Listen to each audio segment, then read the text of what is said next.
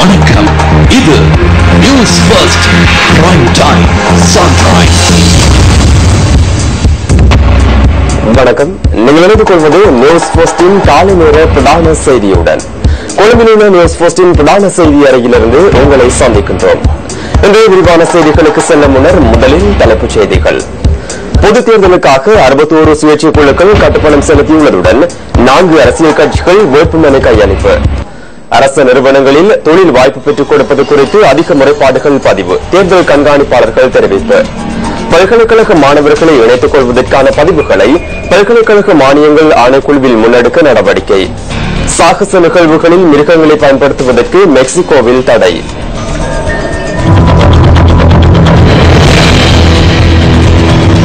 இனி விரிவான செய்திகள். முதலில் உள்நாட்டுச் செய்திகளுக்கு நாம் அவதானம் செலுத்துகின்றோம்.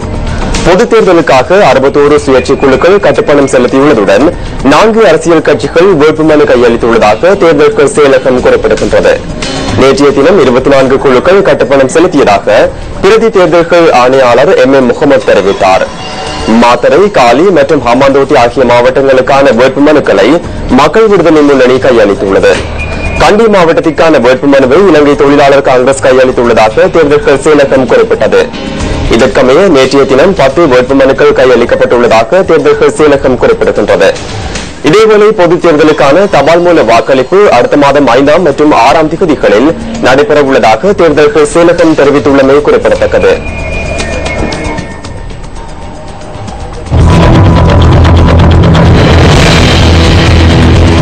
தேர்தல் அறிவிக்கப்பட்டதை அடுத்து அரசு நிறுவனங்களின் ஊடாக தொழில் பெற்றுக் கொடுப்பது குறித்து அதிக முறைப்பாடுகள் கிடைத்துள்ளதாக தேர்தல் கண்காணிப்பாளர்கள் தெரிவிக்கின்றனர். அரசு நிறுவனங்களில் அதிக நியமனங்கள் வழங்கப்பட்டுள்ளமை குறித்து தகவல்கள் கிடைத்துள்ளதாகவும் அவர்கள் சுட்டிக்காட்டுகின்றனர். பதவி உயர்வு, புதிய நியமனங்கள் மற்றும் அரசு வளங்களை தேர்தல் நடவடிக்கைகளுக்கு பயன்படுத்துதல் தொடர்பில் முறைப்பாடுகள் கிடைத்துள்ளதாக தேசிய தேர்தல் கண்காணிப்பு அமைப்பின் தேசிய அமைப்பாளர் ரசாங்க ஹரிஷ் சந்திர தெரிவித்துள்ளார். கிடைத்துள்ள தகவல்களின் பிரகாரம் தேர்தல் ஆணையாளரும் இன்று முறைப்பாடு செய்ய உள்ளதாகவும் ரசாங்க ஹரிஷ் சந்திர கூறியுள்ளார். இதேவேளை வடமத்திய மாகாணத்தில் புதிய நியமனங்கள் அதிகமாக பதிவாகியுள்ளதாக பெஃபல் அமைப்பின் நிறைவேற்று பணிப்பாளர் ரோஹன் ஹெட்டியாராஜ் தெரிவித்துள்ளார். மேலும் தேர்தலை இலக்காக கொண்டு பலருக்கு தொழில் வாய்ப்புகள் அரசு நிறுவனங்களில் வழங்கப்பட்டுள்ளதாக நீதியானதும் சுதந்திரமானதுமான தேர்தலுக்கான மக்கள் அமைப்பான கெஃபே அமைப்பின் நிறைவேற்று பணிப்பாளர் கீர்த்தி தென்னகோன் சுட்டிக்காட்டியுள்ளார்.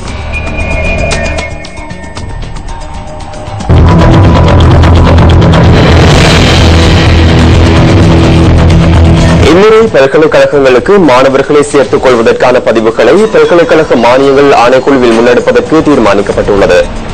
பல்கலைக்கழகங்களில் மாணவர்களை பதிவு செய்யும் போது மாணவர்களுக்கான பாடத்தெரிவில் சிக்கல் ஏற்படுவதுடன் அவர்களுக்கு அசாதாரணம் இழைக்கப்படுவதாகவும் ஆணைக்குழுவின் தலைவர் பேராசிரியர் முகமது சில்வா தெரிவிக்கின்றார்.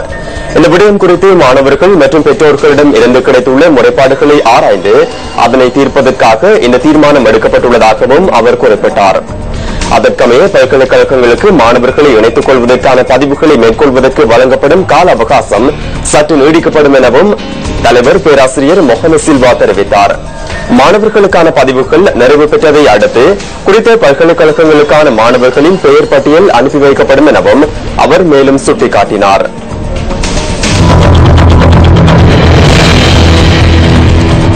புத்தளத்தில் காட்டு யானைகளை விரட்டும் நடவடிக்கை நேற்று 5வது நாளாகவும் முன்னெடுக்கப்பட்டது.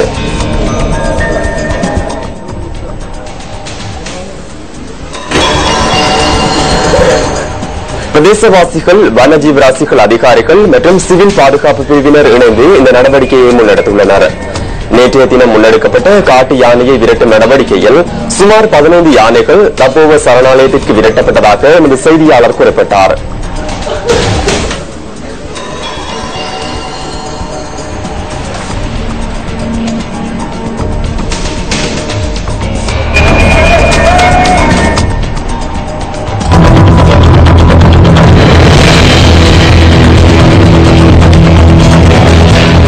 அமைச்சர் சஜித் பிரேமதாச வெளியேற்ற பகுதியில் இடம்பெற்ற சில கூட்டங்களில் கலந்து கொண்டார்.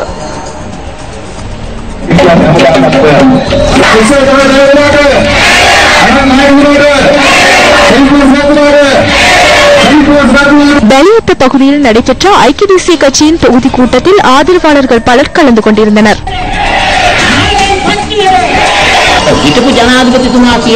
நாட்டில் குறைந்த வருமானம் பெறும் 35 லட்சம் குடும்பங்களுக்கு 1 லட்சத்திலிருந்து 10 லட்சம் வரை கடன் வழங்குவது தவறு என முன்னாள் ஜனாதிபதி கூறுகின்றார். இவர் ஜனாதிபதியாக செயற்பட்ட சந்தர்ப்பத்தில் சமுர்த்தி மற்றும் திவிநேகும திட்டத்தின் நிதியின் ஊடாக எதனை முன்னெடுத்தார் என்பதற்கான சாட்சி என்னிடம் உள்ளது. திவிநேகும வங்கிகளின் ஊடாக கூட்டமைப்பின் பிரதேச சபை உறுப்பினர்களுக்கு கடன் வழங்கிய பட்டியல் என்னிடம் இருக்கிறது. கூட்டமைப்பின் பிரதேச சபை மற்றும் நகர சபை உறுப்பினர்களுக்கு மோட்டார் சைக்கிள்களுக்கான கடன் வழங்குவது சிறந்தது. எனினும் குறைந்த வருமானம் பெறுபவர்களுக்கு 1 லட்சம் ரூபாய் நான் வழங்குவது தவறாகும்.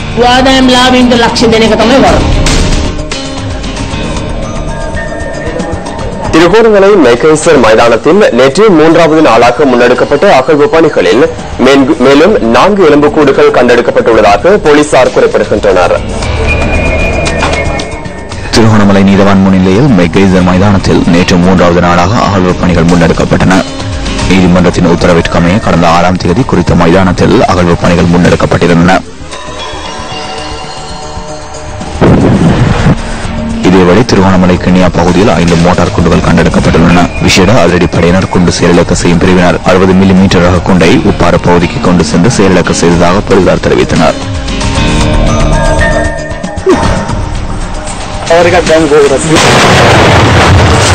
இத்துடன் நியூஸ் போஸ்டின் காலை நேர பிரதான செய்தி நிறைவு பெறுகின்றது.